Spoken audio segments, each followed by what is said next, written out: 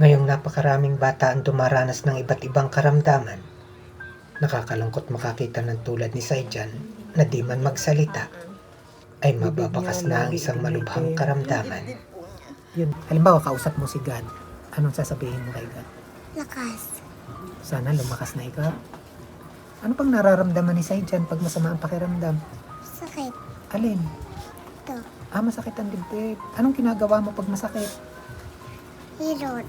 Isang batang walang magawa kundi tumaing tuwing nahihirapan. Isang inang araw-araw nadudurog ang puso tuwing nakikita ang kalagayan ng anak na habang tumatagal ay patuloy na nanganganib ang buhay. Anak, makakatayo Subalit ka. paano nga ba aalisin ang anak Anong sa isang pangalan niya? mabigat na karamdaman Saijan. kung dahil sa kanilang hirap ng buhay, maging ang panlaman sa tiyan ay di nila tiyak kung meron sila sa araw-araw.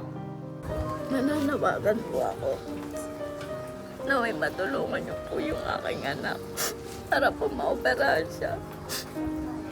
Yun na lang po yung solusyon niya para makasama po namin siya ng matagal. Paano na ang mga pangarap ni Saijan kung sa laki ng halagang kailangan sa kanyang operasyon, ang kanilang bulsay nananatiling walang laman? Isa na namang misyon ang ating haharapin.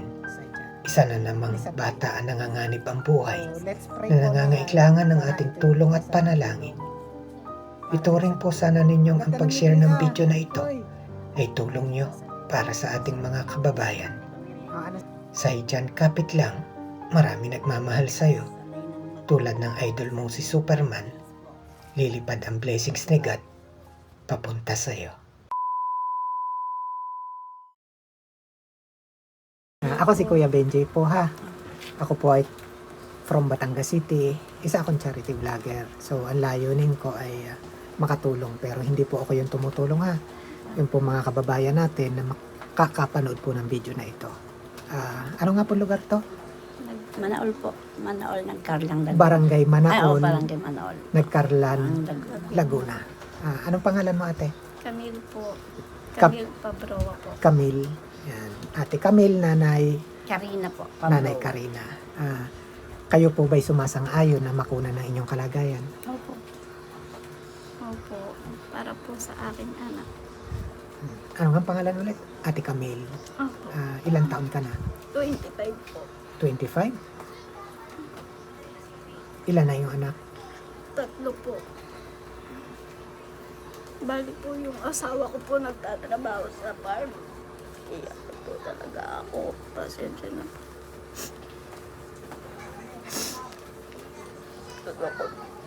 Nagpapasalamat po ako kasi binisita niyo po kami dito. Napansin niyo po yung message ko.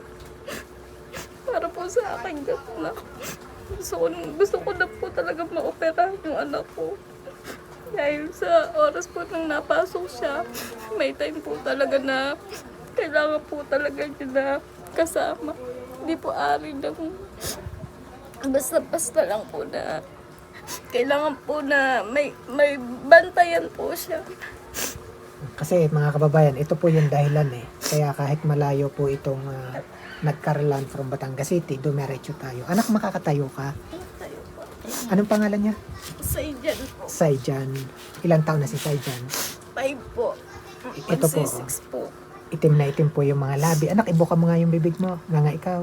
Hanggang looban no. Anak, dila. Itim na itim po yung kanyang mga hanggang dilap. Bibig niya, labi, itim na itim. Yung dibdib po niya. Yung dibdib niya, nakaumbok po eh. Tapos yung kamay niya, anak, yung kamay mo. Ay grabe, itim na itim din. Yung mga kamay, yung kuko, hanggang sa paa po niya. Itim na itim din. Buong katawan, maitim. Ano bang kondisyon ni Saijan? Meron pong butas. Yung isa pong gitid, paano po, maliit po. Yung isa May butas ang? yung puso po niya. Bali po yung litid niya, yung isa po parang lubid, yung isa po parang sinulit. Kaya po kailangan na operahan. Ngunit wala po kami sapat na pera. Kasi po hiningi po sa amin 500,000 po. Kaya po 7 months po namin na kitaan. pinato na echo po namin nun. Hanggang ngayon, hindi ko po alam kung saan po kami kukuha ng pera. Dahil yung kinikita po ng asawa ko, halos panggatas at diaper lang po. Every month po natatanggap ko, 3,000 lang po. May pagbili pa po kami ng gamot doon. Dahil every 3 months po, nagpapacheck up po kami. Kailangan po 2,500 may hawak po kami. Every time na magpapacheck up. Tuwing kailan siya nagpapacheck up? Every 3 months po. Saan yun? Sa pagsanghan po. Kasi check up lang po niya. Hanggang ngayon, nagkakautang po ako pambili po ng gatas dahil puro bali na po yung ama niya.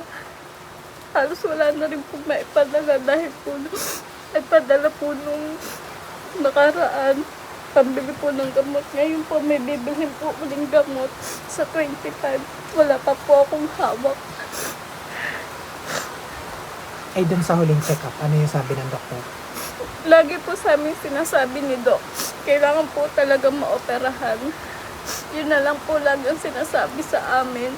Na mas maganda daw po ngayong edad niya, maoperahan po yung bata. Pag sinabing ooperahan, saan daw gagawin? Sa heart center po. Sa Manila. Opo. Gusto ko man po maglakad ng mga papel, ngunit wala po talaga po sapat na pamasahe. Kasi dito po nung humingi po ako ng tulong, halos yung mga natatanggap ko po, nahihiram ko po pamasahe para po makahingi ng tulong. Pag natanggap ko na po. Nakakapag-aral ba siya? Opo. Nung daycare po, na lagi po kami nakabantay sa kanya, talaga pong hirap po siya. May sinend po akong video na talagang wala pa, may 1 oras lang po, uuwi na po kami para umuwi na po kami dito kasi hinahihirapan po talaga siya. Hi, Jan. Hello. Ilang taon ka na? 5? Pumapasok ikaw. Sumagot ka, anak. Sagot Dito ka ikaw harap kay Kuya Benji. Pumapasok ka? Anong grade na siya? Kinder po. Anong gusto mo paglaki? Anong pangarap ni Saijan? Ano babili? Para mo. Sundalo. Sundalo!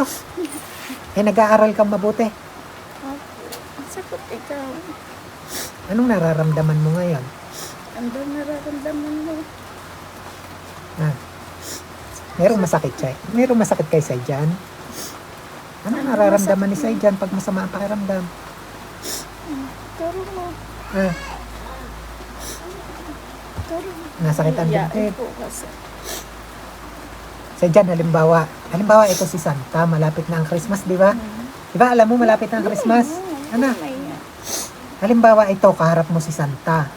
Tapos merong wish si Saijan. Anong hihilingin mo kay Santa? Ano daw, ay, sa ano na lang, birthday mo muna. Anong daw yung gusto? Kailan ang birthday niyo? November 8 po. November 8. Opo. O, anong hiling ni Saijan sa November 8? Ano ba yung sinasabi birthday? mo sa akin? Ano daw yung gusto mo? Kay Superman. Dito ka po mo. Cake na Superman. At ano pa? Ano ba lagi pinagpipray ni Saijan? Ano daw yung pinagpapray mo? Kay Sana po. Di ba nagpapray ka bago matulog? Ano yung gusto mo? Bigyan ka ng lakas. Ay po na nagpapray po siya ng pusa. Wala lang po talaga akong cellphone na pag-video talagang sinapan na lang niya, Lord. Bigyan niyo po ako ng lakas kasi po tuwing po bago po siya papasok talaga nagpe-pray po kami. Na kasi po na sabi po namin Lord, na may bigyan po ng lakas at talino si Saijan. Ingatan niyo po siya araw-araw. Naway hindi na po siya mahirapan tulad ng daycare shop. Para makompleto niyo po yung pagpasok niya. Yung sakit ba ni Saijan, kailan nag-umpisa? Ano po, nung nasa ano pa po kami, nung baby pa po siya, sabi po nung doktor bago kami lumabas, mag-x-ray daw po muna. Ngayon po, binaliwala po namin noon. Tapos nakita po namin, paiba-iba po ang kulay niya. Tapos 7 months po, ayun po, pinatudae ko na po namin siya. Ibig sabihin, baby pa lang, Opo. ganito na. Opo. Tapos ilang taon siya ngayon? Ano po, magsi-6 po. Magsi-6 ngayon November. Opo. Saijan, magbe-birthday na pala ikaw. O anong wish ni Saijan sa birthday? Ano ba palagi pinagpipray mo? Lord, Halimbawa, kausap mo si God. Anong sasabihin mo kay God? lakas. Sana lumakas na ikaw. Ano pang nararamdaman ni Saijan pag masama ang pakiramdam? Sakit. Alin? Ito. Masakit ang dibdib. Anong ginagawa mo pag masakit? Hilot. Papahilot kay mama? Magpe-pray ikaw lagi ha. Pe-pray ka kay Jesus, sabihin mo, pagalingin na ikaw. Tapos magpe-pray ikaw, sana maraming makapansin nito, maraming makapanood, marami rin makatulong sa iyo ha. Ito yung pagkakataon na no, kung meron kang panawagan para kay Saijan sa ating mga kababayan, pwede mong sabihin sa kanila ngayon. Opo. Nananawagan po ako. Naway matulungan niyo po yung aking anak para po maoperahan siya. Yun na lang po yung solusyon niya para makasama po namin siya ng matagal. Hili ko po na marami tumulong po sa akin. Pang-ilan ba si Saijan? Panganay po. Panganay?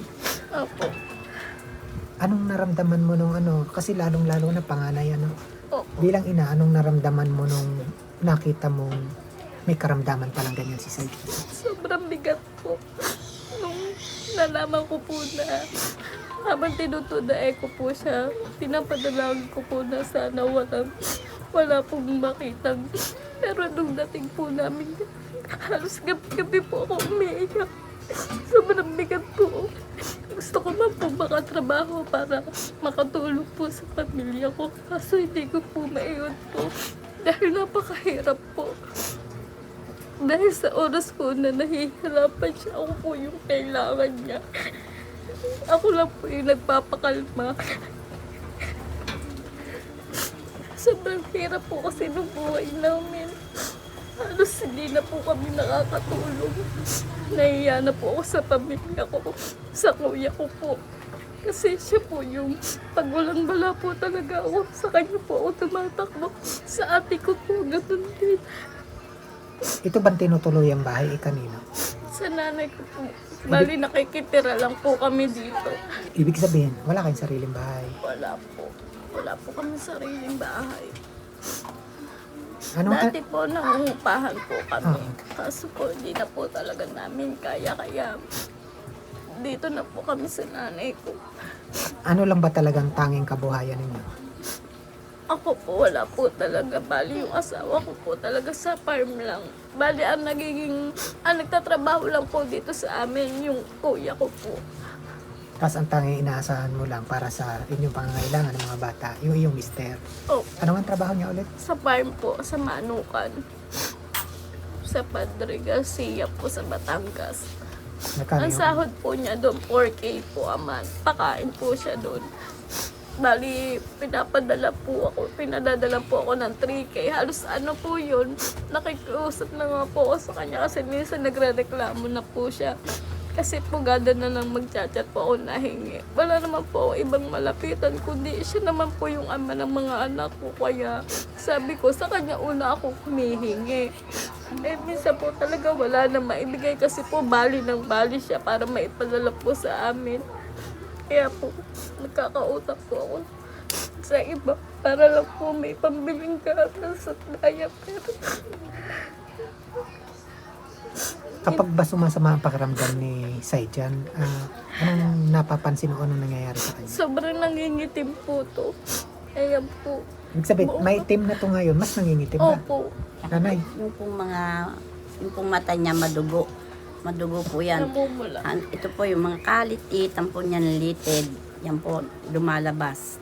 Sa mga kamay po niya, ganyan. Minsan po siya halos gadudo po ng tingting. Talagang labas po ang kanyang litid. Kasi nahihirapan pong mag-ano po ng yung mag-ano po ng dugo. Kasi Kasi, nagbabara. opo, kasi yun nga po kanyang Nagsasama litid. po yung puti at pula. Bilang bata, kumusta si Saijan? Ang nakikita ko naman po sa kanya na kapag kaya po niya, nakikipagsabayan po siya sa mga kalaro niya. Pero pag hindi po niya kaya, hanggang upo na lang po niya. Asa po, naawa po ako sa kanya kasi po, nakikita ko po yung ano ko na pag nasa school po doon, hanggang tingin na lang po siya sa mga bata. Dito lang po talaga siya sa bahay namin nakakapaglaro. Dinadayo na lang po siya ng mga kalaro niya, mga pinsan niya para may kalaro. Tutuusin po, ang libangan niya lang po talaga cellphone. Yun na lang po yung pinagkakalibangan niya kapag wala pong pumupunta kalaro. Kasi bawal mapagod. Ano? Opo. Dito lang po siya malakas. Sabi ko nga, anak, kayanin mo. Makihabilo ka. Kaso po, hindi po niya daw kaya. Kasi po, pag nagtutulukan, mahina po talaga yung tuhod niya.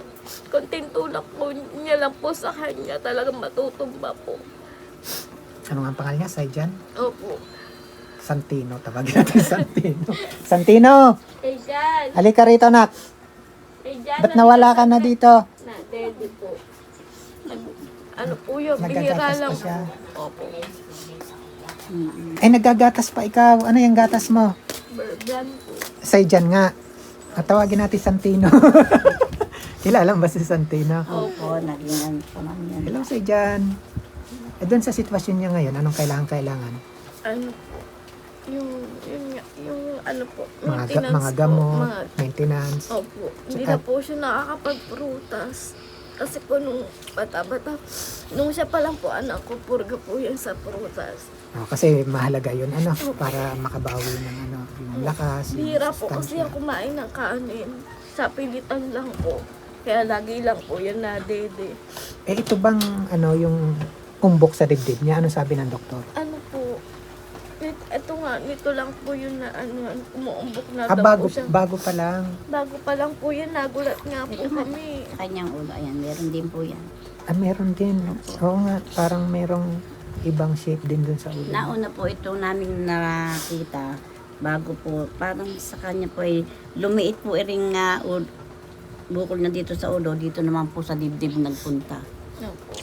Pati kailangan po daw laging patingnan po sa dentist yung ngipin niya kasi po baka po daw umakyat sa ulo niya yung bacteria. Di, yun, una-una yung kanyang mga maintenance. Tapos, para makapag-umpisa ng paglalakad, ano, mga kakailanganin sa operation. Opo. Kasi kung tutuusin naman, marami naman pwedeng lapitan dun sa case. Opo. Di ba? Pwedeng lumapit tayo dun sa mga ahensya na pwedeng puntahan. I understand, mahirap lang talaga, lalo't Manila, no? Art Center. Pamasahe pa lang. Ano, nanay? Ito po. Problema na pamasahe pa lang. Pabalik-balik po kasi yun. Kaya nga mga kababayan, Dabaan na ito. tabi ikaw kay mama. Pwede na. Yan. Kaya this time po, ano, maglalambing po ako for, tawagin na lang po nating Santino, si Saijan. Maglalambing po ako for Santik, para po kay Santino. Ito nga po'y nagkarlan. Dito po sa Nagkarlan, Laguna. This time, makikiusap, makikisuyo, maglalambing po ako para kay Santino. Sana this time matulungan po natin. So sa mga nais po magpaabot ng tulong, kung nais nyo pong mag-send dun sa ating account, huwag nyo kalimutan lagyan ng isang maigsing message for Santino. Yun po, para alam ko kung may matanggap man akong tulong, ate, para sa inyo yan. But this time, agad na, tulad ng lagi ko sinasabi, nanay, ako'y pumunta rito, talagang ano lang, lakas loob lang, no? Kasi ang tunay pong tutulong dito, yung mga kababayan natin. Si Kuya Benji na may tulay lang, para maiparating yung inyong panawagan sa kanila. So, unang-unay dasal. Ano? Let's pray sana maraming haplusin puso si God para matulungan kayo ngayon sa inyong kalagayan. So, Maraming salamat po. but for the meantime, makatulong para dun sa gamot ni Saijan, Thank you. ni Santino. Ha? So, let's pray po, nanay. Sana ito yung umpisa ng tulong para kay Santino. Ang ganda ng ngiti, Uy! Sasabihin? Sabihin mo. May kuya Ano sasabihin ni Santino? Ano sasabihin? Thank you po. Kapag ano naman, Yan. Ako po yung magte-thank you ha. Kaya si Kuya Benji po yung may naiabot. Maraming salamat po kay Ma'am V. Yan, may naibigay po tayo na 2,000 for Saijan. And then also maraming salamat din po kay Ma'am Charity. Si Ma'am Charity naman yung responsible. Kaya from Batangas City, nakabiyahe po ako papunta rito sa may kalayuan. Nagkarlan Laguna kahit po bumabagyo. Maraming salamat. Medyo malayo po to. Tsaka maulan talaga kasi mayroon po tayong bagyo ngayon. But ganun pa man, sana again, umpisa ng tulong for Santino. Thank you. Ay, Ikaw. Ano Santina. sabihin mo doon? Maraming salamat po. Naway, marami pa po kayong matulungan. Tulad ng mga nangangailangan tulad namin. Yun po. Nanay ha, let's pray. Sana umpisa ng tulong for Maraming Santino. salamat po sa mga tutulong at tutulong pa po. Yun lang po ang aming masasabi. Maraming salamat po. Santino, Yan ang pangalan mo ng thank you po. Salamat, thank you po. Pray ikaw ha. So, ayan, para patuloy po tayo makatulong sa ating mga kababayan and this time, para matulungan po natin si Santino dun sa kanyang kalagayan. Mga kababayan, mula po rito sa Barangay Manaol. Mula po rito sa Barangay Manaol, Nagkarlan, Laguna. Ayan, mga kababayan,